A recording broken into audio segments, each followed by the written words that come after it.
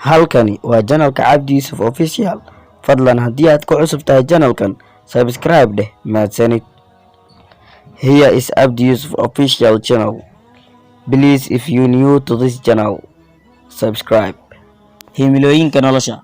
Haddaad maqasho maalqabeen, aqoon-yahan, caalim ama cid kastoo nolosha horumar iyo tadawur ka samaysay, iskama noqon waxay noqdeen waxay ku noqdeen ka faa'iideysiga waqtiga iyo adeegsiga maskaxdooda.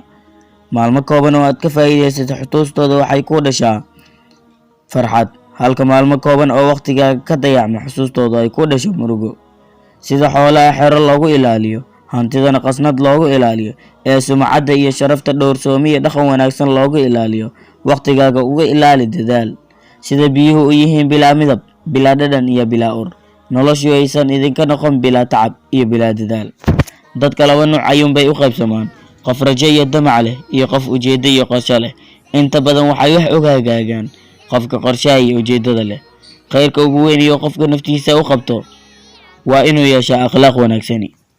Sida cagtaada dhulka meesha boorka leh ay raadkaaga tagayso, ayuu dhawaqa iyo hadalka afkaaga ka soo baxayana dhagaha dadka saameyn uga yeelanaya. Marka ha isku dayin inaad codkaaga kor u qaado oo aad qayliso, waxaad isku daydaa inaad habfikirkaaga kor u qaado. Markastoo habfikirkaaga kor u qaadana, waxaa isbedelaya habdhaqankaaga. Markastoo habdhaqankaaga isbedelana, waxaa isbedelaya habnololeedkaaga. Dadka intay caqliga ka fikiraan waxaa ka badan intay indhaha ka fikiraan. Noloshu ma dhammaato, balse way isbedeshaa. Fursaduhuna ma qarsoomaan, balse way dayacmaan. 7 maalmood ee toddobaadka ku jira miyay ku wada kaa farxinayaan? Soomaalin kugu adag iyo maalin kugu wanaagsan bay yeelamayaan. Sidaanay 7 maalmood ee toddobaadka ku jira kugu wada raaligelinayn, ayay dadkuna kugu wada raaligelinayn.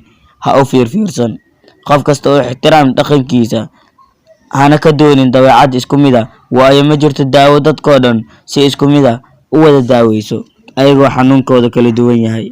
Maahan inaad guulaysataa, balse waxaa khasab ah inaad isku daydo inaad guulaysataa.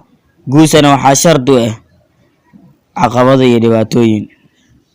In la khaldamaa waa dabiici, balse waxaa daran in qaladka lagu soo celceliyaa.